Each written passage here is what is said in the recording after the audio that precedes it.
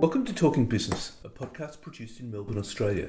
The podcast is available on the Acast site, my own website, the Apple Podcast Store, or wherever you go to get your podcasts. Or you can get it at the Business Acumen website at www.businessacumen.biz. For the most exclusive access to leading economists and business leaders from around the world, subscribe to Talking Business from my website, leongettler.com. I am Leon Gettler.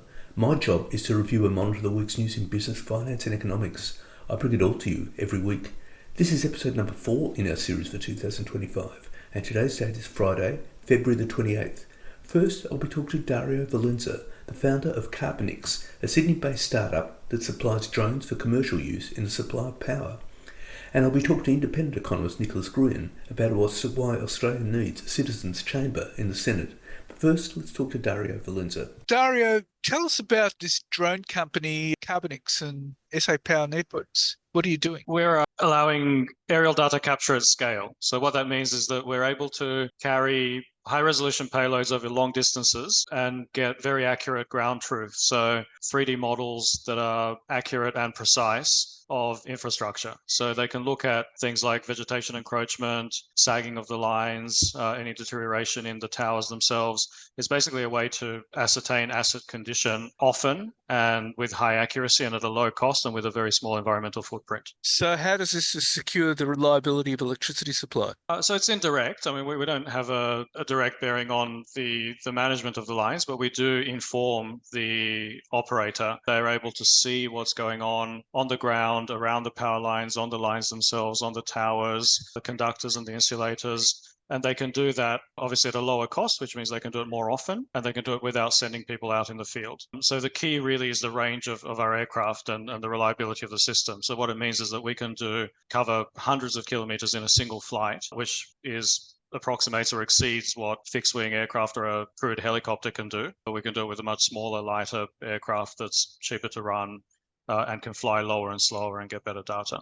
And this is done with drones? With drones, yeah. With very particular drones that we've developed. Just to give people context, it's about a 6-meter wingspan fixed-wing aircraft. So it looks like a glider, I guess, to the uninitiated. It's designed to fly in a very stable way in weather and real-world conditions. And it has the ability to take off and land vertically. So it's kind of a combination of a multicopter in the way it takes off, and then it transitions to horizontal flight, flies very efficiently using very little power to stay in the air, and hence it can achieve the long flight times. So this would do many thousands of kilometers worth of work. In aggregate, yes. So in a single flight, we can do up to about 1,000, and we're working our way up to that. We're doing in the order of a few hundreds at the moment, and the ability of the aircraft is there. So we are in the process of proving it, working with the customer to get into this cycle of this business as usual, build up the familiarity and the trust, and also work with regulators to extend the ability to fly beyond visual line of sight to larger areas. And so the process we're going through is really this proving out of the technology and getting it into service in a way that will become business as usual. And so how much CO2 output does that do? It's about 2% of what, say, a helicopter or a fixed-wing aircraft will do. So if you imagine we carry roughly 10 kilos of fuel, and that'll give us 8 or 9 hours of flight. So the fuel tank is basically, it could fit in your fridge in a drink bottle. It actually runs a pusher motor that also has a generator on board that charges the batteries. So it's a sort of hybrid system, and it just is able to fly using so little energy because of the design of the airframe, because of the materials that we use to build it that are a proprietary methodology for carbon fiber manufacturing, makes the airframe very light, which then means that you can carry more weight in the form of payload and fuel. And the aerodynamic shape, we're very specialized in making that ultra efficient, very slippery, very low drag. But when you look at the aircraft, it's quite organic. It sort of looks a bit like a bird in terms of the shapes that we can create to optimize the aerodynamics. So how long did it take for you to make it? And where was it built? It's all built here in Sydney. We manufacture it here. The development was all done over here. We have a headquarters in Artarmon where we have both our design office and our integration center where we lay up the carbon fiber skins, we integrate the avionics. As we've moved into scale production, we're partnering with suppliers here in Australia, such as Quickstep, for example, that does carbon fiber manufacturing at scale. and GPC Electronics that builds up avionics. But basically, we bring it all in-house, we assemble it, we test it, and we operate it. And the development process, the company's roughly 10 years old. We've been developing the drones for the biggest chunk of that, probably 5-6 years. And we're now at a point where they're out there doing their thing. Okay, so this has taken some time to build. There's a lot of R&D involved. So we joke about it's a 60-kilo aircraft that has to fly around the countryside by itself. How hard could that be? There's an element of the command and control, the automation, the fail-safe actions that it needs to be able to reliably implement. And so it was I guess you go in stages. The first stage was the development of the airframe itself, so making sure that it was light enough, strong enough, it had the aerodynamic properties that we wanted, it would fly as expected, and then you build on that platform. So you add capability, you add payloads, you add automation. There's a whole hierarchy of redundancies to make sure that if something goes wrong, it'll fail in a safe manner and it'll still be able to get itself home. And then a lot of it is just putting hours on it. So we have a test field, which is a farm out in Riverston in the RAAF Richmond airspace. We go out there and just fly. We have a very specific sort of development program and series of tests. And now we're at the point where the aircraft is actually in design freeze and it's about getting it out there with customers. This has been quite relevant because there's been a number of power outages around the country. Yes, I think with wear and tear and weather and increasing demand on the grid, these things can happen. I think, again, we are able to provide information that can be used for maintenance, prevention, spotting incipient failures, targeting interventions. Then, the capacity of the grid and how it runs and how it's maintained, obviously, is our customer's primary area of expertise. But we can help by giving that good, detailed, up-to-date information. And whether that was missing or not in this particular instance remains to be seen, but certainly we're able to provide it. And going forward, there will be more, because at the moment there are restrictions in terms of how many helicopters there are, how expensive they are, the disruption that they cause, the fact that they can't necessarily get in there low and slow over the whole grid, and they have to be supplemented by ground inspections and multi-rotor drones that have to be taken out to site. So there's just friction and there's cost and there's a physical restriction. We aim to overcome that by providing these aircraft that can do the long range, low and slow, high precision at scale. The reality is there's power outages around the world. So do you see this aircraft being used around the world? It's definitely a worldwide market. We're already in action in the US. That's sort of our next target in terms of where we want to grow into. It's a common problem, and it's not just power lines. That's the market that we're focusing on at the moment, but everything from mines to pipelines and railways, coastal erosion. Eye in the sky is a really useful, powerful tool. And it's part of an ecosystem. So obviously there are satellites, there are fixed wing aircraft, there are helicopters, there are small drones. We just fit in that really precise, high resolution, large area part of the picture. So you would see a global market for this? Absolutely. Potentially? Yeah. Right, okay. And, the way we've developed our engineering and our processes, we are BARS audited, which is an international standard for aviation safety. We're working under CASA, the Civil Aviation Safety Authority here in Australia. They are part of ICAO, which is sort of the global body. They have some common standards with the FAA, the Federal Aviation Authority. Now, the drone landscape is evolving and there are different sort of flavors around the world, but there's certainly a mindfulness on our part that we are doing our engineering to a standard that will allow us to get the various permits that we require to do the long range flights that we're aiming to do. Right, so you wouldn't see a problem with that global expansion at all? It's our aim. It's what we're firmly focused on. We have a fleet in the US already. It's the same problem whether you're flying over a power line in Australia or in the US. It's the same mission, the same job. They have the same needs and we provide the same value. Well, Dario, it's been fantastic to talk to you, and thank you very much for your time. Thank you. My pleasure. Now let's talk to independent economist Nicholas Green. Well, Nicholas, you have a view about elections and the electoral funding. Well, yes, it's not very good, is it? The two incumbent parties have decided that there's too much money in politics and they need to chase some of the money out of politics, but not for themselves, just for their competitors. So it's a fine little stitch up And in many ways, it's getting worse and worse, the way in which the insiders try and run the show for themselves. Parliamentary democracy was supposed to be a competition, not a rigged competition. We're seeing this all over the world too.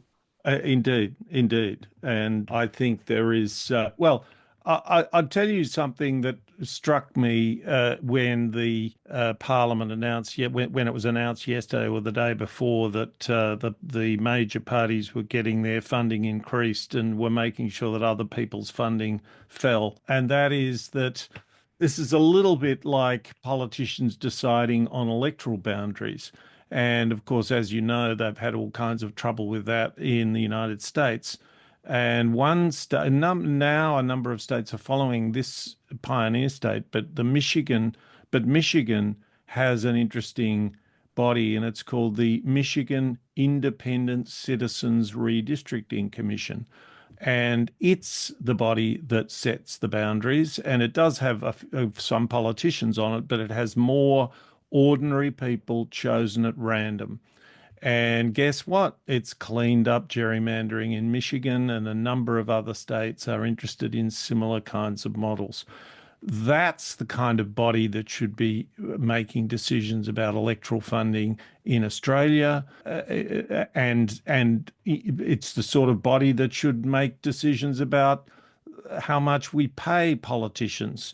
I think politicians might actually get a pleasant surprise. It might find that we should pay them more, but it's completely unacceptable for people to be self-dealing in this way. Unfortunately, it's becoming entirely normal. Indeed. I mean, what you're actually proposing is kind of like an extra chamber to the Senate.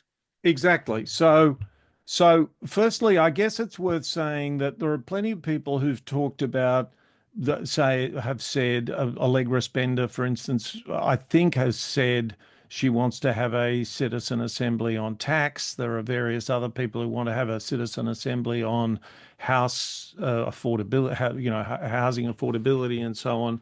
And the way they work is that there is a random group of Australians, 50, 75, 100, and they're brought together, they spend some time and they make some recommendations.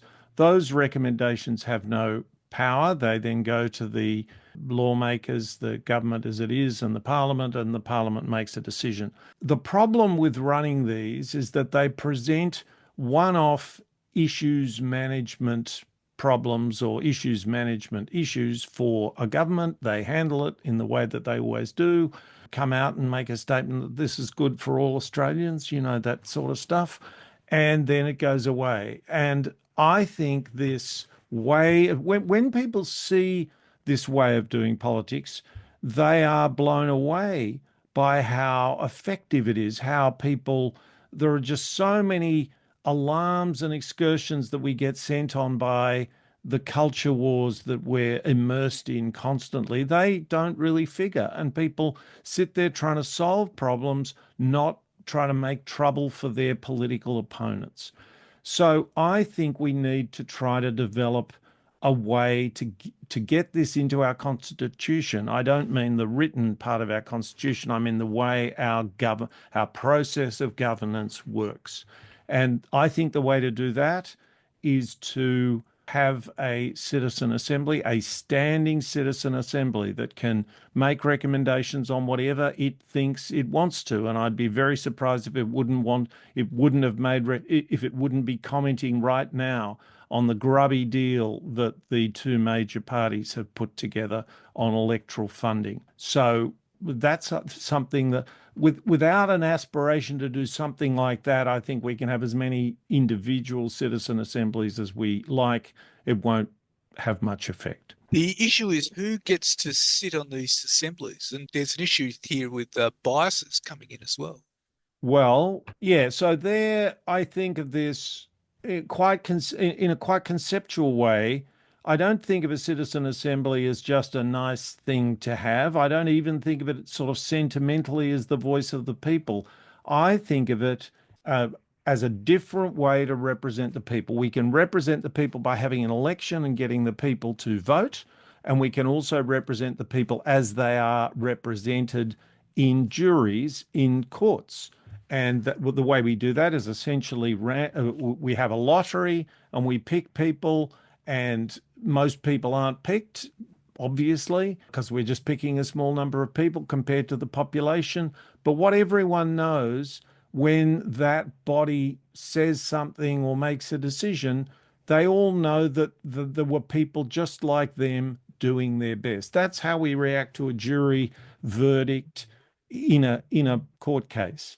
So that's the sort of thinking that I would like to see Australians see, not just in their legal system, but also in their parliamentary system. Question is, which body would select this third chamber? Well, it's a bit like saying which body would select a jury. There would be a lottery. The chamber exists. Let's say there are 100 positions, 100 members of that chamber, and those people are chosen by a lottery of the Australian people, and then they're rolled over. Let's say every year a new group of Australians come in, and they constitute that body. Does that answer your question? Yes, but you would have to ensure that there wouldn't be any biases in that body, surely. No, we don't. We assume that the biases cancel each other out. We've got 100 people in there, so we'll have people who are left wing and right wing, and male and female, and young and old, and that's the beauty of it. That it's up to them to tell us what they think and do the numbers and tell us that 60% of the members thought this. And obviously, if 60% of the members thought this, it matters more to us than if 51% of them thought this. And so people would react to that because it would be, let's say, more democratic. It's a different kind of democracy. I think we're so jaundiced about how professionalized and optimized the existing system is that most people would say it is more democratic. There is a way in which it is more democratic because ordinary people, not an elite, not the people who've got into the party and who've impressed their seniors and so on, just ordinary people are there. But again, if you think about our legal system, it consists of judges and so on who are appointed by our government, and that's one side of it. And then we have a check and a balance, and that's called the jury. And if what goes on in a court offends public sentiments sufficiently, the jury will say, no, this is not right. And that's the sort of thing that we should be introducing to our politics. And I guess the thing that I think is really important here is that there's a good chance that there will be a hung parliament after the next election, and so the crossbench will have an opportunity to do something really serious. Now, there are two pathways. One is, oh, well, we'd like a citizen assembly on this, we'd like a citizen assembly on that, and any government we agree to support has got to ditch that stuff which robs us of funding. In a way, that's I think good luck to them, because it's a fairer system they're asking for, but it's also self-dealing. It's also defending their own political interests. And the alternative would be, we should be handing these kinds of things over to a very different type of institution, not politicians. That something like the Michigan Independent Citizens Redistricting Commission. That would be a real breath of fresh air to our ailing democracy. And coming from the crossbench as well. Indeed. And it would, as I've said to a number of them, once they make a move to support one side or the other, their position becomes more politically difficult, because lots of people will be voting for them, and they'll be shocked because they'll think, oh, they're really liberals or they're really Labor supporters and so on. And quite a lot of their supporters might go. So they might want to ask themselves, what institution could I leave behind that would institutionalize the spirit of the independence, the spirit of the crossbench, the spirit of listening to arguments and deciding who's got a better argument and going with that?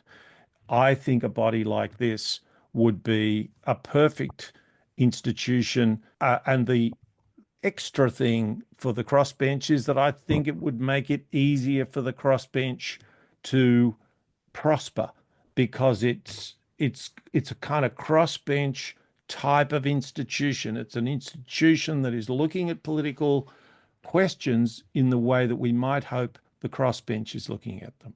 And the crossbench, therefore, is not necessarily taking sides. Exactly. Right. Well, Nicholas, that's all food for thought, and thank you so much for your time. Thanks, Leon. So what's happening in the news? Well, in the last couple of days, protests have erupted across the US, Canada and Europe against Elon Musk's cost-cutting plans under Donald Trump's administration. The CEO of Tesla has suggested reducing federal spending, which has led to widespread concerns about job losses. Protesters have targeted Tesla stores and charging stations, escalating to acts of vandalism, including a supercharger defaced with a swastika and the word Nazi. Additionally, reports have surfaced that a Tesla store in Seattle was forced to shut down. In response to the rising cases of vandalism, the California-based EV manufacturer has announced plans to take legal action against those responsible. What was initially thought to be a temporary wave of protests has now spread across the US, Canada and even parts of Europe. While most protests have remained peaceful, there have been reports of property damage, including at Tesla charging station. The official Tesla charging account on X has responded stating, "We will press charges for vandalism at superchargers." A Tesla EV owner shared an image on X of a charging station in Salt Lake City, Utah, spray painted with the word Nazi. In his posts, he commented, "This graffiti at my local supercharger suggests that Elon Musk might be damaging Tesla's brand." The Tesla charging team quickly responded saying, "It will be removed by tomorrow morning. Our network will remain in first-class condition for our customers." In Loveland, Colorado, a Tesla store's windows were written Nazi cars and painted X on the EVs parked in the lot. Tesla EV owners are not being spared by the vandals, as a Cybertruck was painted with a swastika in Manhattan. Unfortunately, in Gothenburg, Sweden, 4 Tesla EVs were set on fire. And Australia's Treasurer Jim Chalmers is in Washington, D.C. to talk trade and tariffs with the United States Treasury Secretary as Australia seeks an exemption to the strongest signal yet that the Trump administration will retaliate against the Albanese government's bid to force tech giants to pay for Australian news or face penalty. Trump accused overseas governments of plundering the revenues of US technology companies such as Apple, Meta, Alphabet and Amazon. Chalmers said he did not expect his one-to-one with Scott Bessent, their first meeting since the former investor and fund manager took up his role in Trump's administration, to bring an end to negotiations. Australia has been lobbying for a dispensation from Trump's plans to impose 25% tariffs on steel and aluminium amid fears of a damaging hit to jobs and exports. Trump has suggested a carve-out for Australia is under consideration, but a final decision is due within weeks.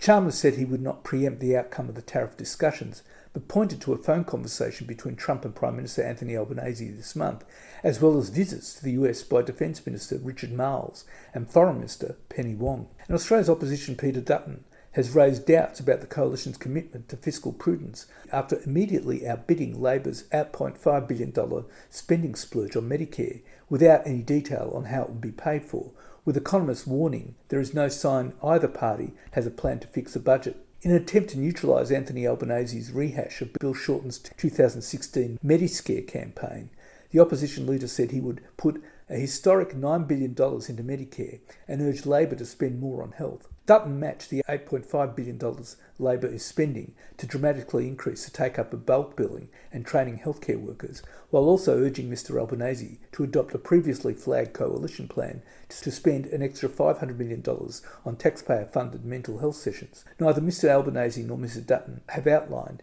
how the increased spending to hit $2.4 billion a year by 2028-29 would be paid for, raising the likelihood it would add to the structural budget deficit. After Mr Albanese used a major pre-election speech to accuse Mr Dutton on planning on cutting bulk billing off at the knees, the Liberal leader demanded Labor deliver a budget on March 25th so legislation could be passed to bake in the extra funding for Medicare. Dutton says an elected coalition government would save about $6 billion a year by letting go of public servants, and that those savings would be enough to fund its $9 billion bulk billing and healthcare pledge. The coalition had not previously put a dollar figure on how many public servants it would cut, while more broadly criticising Labor for the growth of public service headcount.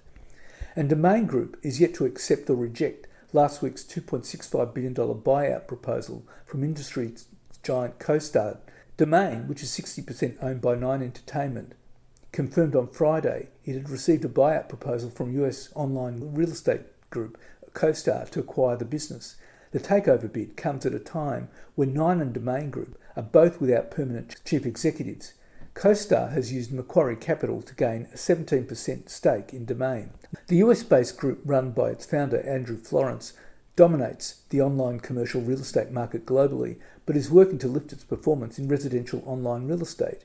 It has been on an acquisition spree in recent years, buying companies which do not have the largest market shares in the countries where they operate, embarking on aggressive marketing campaigns to boost performance. CoStar owns the number 3 player in the UK on the market and the number 2 player in the US, Homes.com, which a company has outlined US $1 billion in marketing costs to boost its market share. REA Group is 61% owned by News Corp, and analysts estimate it has 75% of the market share in Australia. When Domain listed in 2017, it had 30% market share, and its market value was $1.6 billion, while REA was worth $10 billion. Now REA has a $31 billion market share, and Domain $1.8 billion. Domain is a flagship of Nine. A significant portion of Nine's profit comes from Domain, with estimates suggesting that Domain accounts for roughly half of Nine's market valuation, even it only makes up around 20 to 25% of their earnings before significant items. Nine's earnings contribution for Domain has lifted to 15%. Domain continues to be a key part of Nine's media ecosystem and long-term growth strategy, Nine reiterated in its latest profit announcement. If Domain is sold, it would put the future of Nine in doubt and potentially put its newspapers, The Age and Sydney Morning Herald, and its radio stations, 3AW, 2GB and 4BC on the market. And WiseTech's board is in revolt. Its independent board members have quit the $41 billion software giant after failing to agree with disgraced company founder Richard White about his continuing role. In a statement to the ASX, the company said the four had determined it was in the best interest of the company to stand aside. This followed intractable differences in the board and differing views around the ongoing role of the founder and founding CEO, Richard White, the statement said. White was forced to step down as chief executive last year after he was accused of bullying and inappropriate conduct, but he retains control of the company via a 38.7% stake.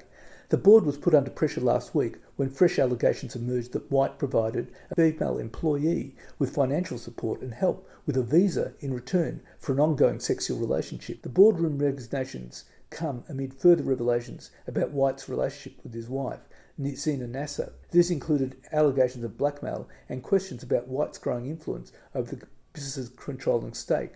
Chairman Richard Damery, Lisa Brock, Michael Malone and Fiona Pak-Poy will all resign after signing off on the company's half-year financial results. Former director Mike Gregg will rejoin the board to